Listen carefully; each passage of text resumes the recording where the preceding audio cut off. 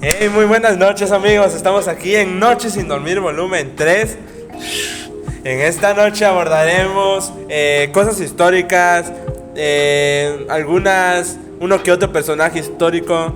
Por así decirlo, les voy a dar un pequeño spoiler. Acá hablaremos un poco de la guerra de Corea y muchísimas cosas más, pero quédense al podcast, que eso les va a interesar.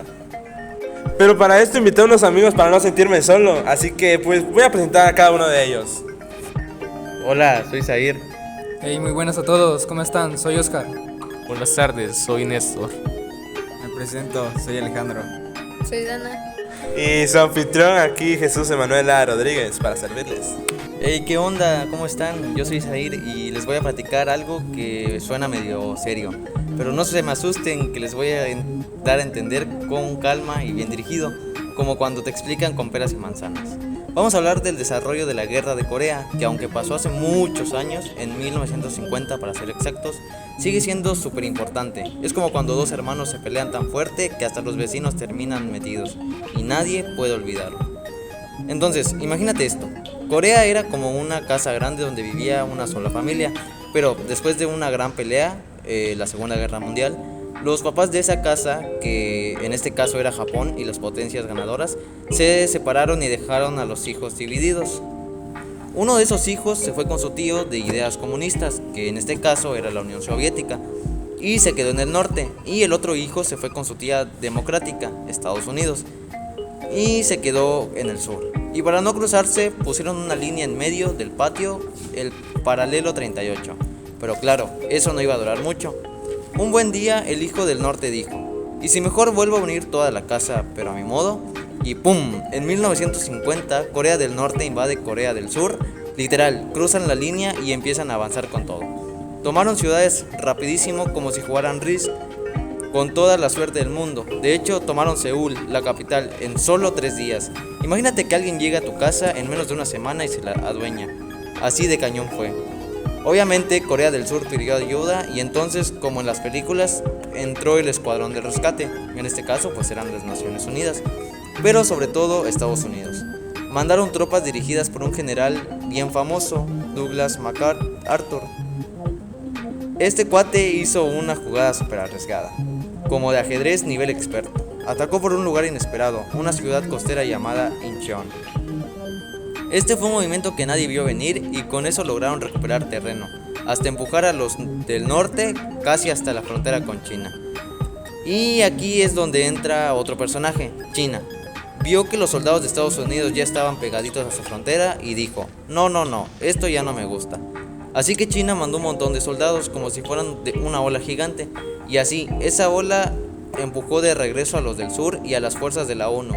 Otra vez Seúl fue tomada. Era como un partido de ping pong gigante. Uno avanza, luego el otro, luego retroceden, luego avanza de nuevo. Una completa locura. Después de tanto ir y venir, la guerra se estancó y nadie avanzaba mucho. Y lo peor es que las condiciones eran brutales. Frío extremo, hambre, bombas, lo peor para cualquier soldado. Finalmente, en 1953, después de 3 años de pelea, firmaron un armisticio. O sea, como un ya basta, pero sin hacer las paces. Hoy Corea del Norte y Corea del Sur siguen separadas por una franja llamada la zona desmilitarizada, que es como una línea muy tensa entre ambos lados, donde ambos se miran feo, pero no se pegan, y hasta el día de hoy esa división sigue ahí. Corea del Norte vive bajo una dictadura y Corea del Sur es todo lo contrario, libre, moderna y tecnológica. Así que sí, esta guerra fue como una pelea entre hermanos que se salió de control. Y todavía nadie la resuelve. Entenderla nos ayuda a ver cómo las peleas políticas pueden dejar cicatrices que duran décadas. Y también nos recuerda lo importante que es encontrar soluciones antes de que las cosas se salgan de las manos. Y bueno, esa fue mi parte, espero que se haya entendido muy bien. Ya saben, explicando con peras y manzanas y hasta ping pong si hace falta. Gracias por escucharme. Pues bueno hermanos, a mí me tocó, o más bien yo les vengo a hablar un poco acá de, pues mi compañero Zair habló un poco de la historia de la guerra de Corea y muy interesante la verdad. Y pues, pero en esa guerra de Corea, ¿tú qué crees que haya habido? No sé, muchos personajes importantes tal vez.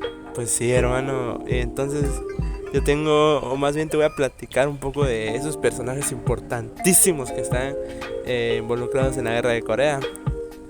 Pero, por un lado, de Corea del Sur y sus aliados, está la ONU, la ONU de Estados Unidos. Tenemos como primero a Syngman Rhee. Perdón, la pronunciación no es muy fuerte, la verdad. Que fue presidente de Corea del Sur durante la guerra. Firme anticomunista, lideró el país con el apoyo de Estados Unidos. Un grande, la verdad. Douglas MacArthur, que es, hermanos, este es general estadounidense y comandante de las fuerzas de la ONU. Dirigió, sí, hermano, o sea, está muy interesante, ¿no? Qué loco, y ojalá un día yo llegue a ser uno de ellos. Dirigió el famoso desembarco en Incheon. Fue destituido en 1951 por diferencias con el presidente Truman. Dios. Tenemos de luego a Harry S. Truman. Qué casualidad. Que este es el presidente de Estados Unidos al inicio del conflicto. Tomó la decisión de intervenir en apoyo de Corea del Sur. Ya saben, estos acuerdos, alianzas. Luego está Matthew Rickhow, sucesor de MacArthur. Como comandante de las fuerzas de la ONU, logró estabilizar el frente y mantener la línea del paralelo 38. ¿Me quieres preguntar por el lado de Corea del Norte y sus aliados? Sí, dime qué personajes hubieron ahí importantes. Bueno, pues primero hay que recalcar que los aliados de Corea del Norte fue China y la URSS, hermanos, la URSS. ¿Quién no conoce la URSS? El que no sepa un poco de cultura general. Eso lo vimos en clase de historia y matemáticas incluso. El primer personaje tenemos a Kim Il-sung, líder de Corea del Norte. Inició la invasión del sur en 1950. Fue apoyado por la URSS y más tarde por China. Bro. También tenemos a Mao Zedong, líder de la República Popular China. Ordenó la entrada del ejército de voluntarios del pueblo para apoyar a Corea del Norte. Luego tenemos a Peng Dehuai, comandante del ejército chino en Corea. Lideró las fuerzas chinas contra los aliados occidentales. Por último tenemos a Loftus Stanley, líder de la Unión Soviética. Apoyó indirectamente a Corea del Norte con armas, entrenamiento y asesoría militar, pero evitó el enfrentamiento directo, hermanos. O sea, este último dio las bases de guerra, pero él no fue involucrado en eso. Y eso es todo, hermanos, por mi parte. Pues vaya que este tema de la guerra de Corea fue algo muy interesante, bro. Pero pues quiero que mis compañeros Alejandro y Dana nos hablen un poco de la revolución de Cuba. ¿Qué tal, compañeros? ¿Qué tal? Y pues ahora vamos a hablar pues de la revolución cubana. Ahora, viajamos a la isla del Caribe donde sucedió un golpe de estado cuando es donde todo comienza. Imagínate que te despiertas en marzo de 1952 en un lugar cafecito matutino y resulta que el general Fulgencio Batista acaba de dar un golpe y manda a paseo a la democracia cubana. Entonces, la Revolución Cubana fue un conflicto social y político que culminó con la toma de poder por parte de un movimiento revolucionario liderado por Fidel Castro. Entonces, se desarrolló entre 1953 y 1959, el cual tuvo profundas repercusiones tanto en Cuba como en América Latina y en el mundo. Y ahora, te voy a platicar de manera resumida pues, el desarrollo del conflicto. Ahora, primero te voy a dar un contexto. Cuba estaba gobernado por Fulgencio Batista, quien instauró una dictadura tras un golpe de estado en 1952. El país sufría desigualdad social, corrupción y dependencia económica hacia Estados Unidos. Ahora, el primer intento de revolución fue en 1953. Fue específicamente el 26 de julio de 1953. Fidel Castro y un grupo de jóvenes atacaron el cuartel Moncada en Santiago de Cuba. Fue un fracaso militar, muchos fueron capturados y asesinados. También Castro fue encarcelado y luego amnistiado en 1955. Desde el exilio en México, fundó el movimiento 26 de julio. Después viene la invasión y lucha guerrillera de 1956 a 1958. En 1956 Fidel, su hermano Raúl, Che Guevara y otros desembarcaron en Cuba a bordo del Granma. Fueron atacados al llegar, por algunos sobrevivieron y se refugiaron en la Sierra Maestra. También comenzaron una guerra de guerrillas, ganando apoyo popular y debilitando al ejército de Batista. Colapso del régimen en 1958. El movimiento revolucionario creció en influencia, mientras que el régimen de Batista perdía legitimidad. Estados Unidos retiró su apoyo a Batista y el 1 de enero de 1959 Batista huyó del país y los rebeldes tomaron La Habana. Ahora, el triunfo de la revolución.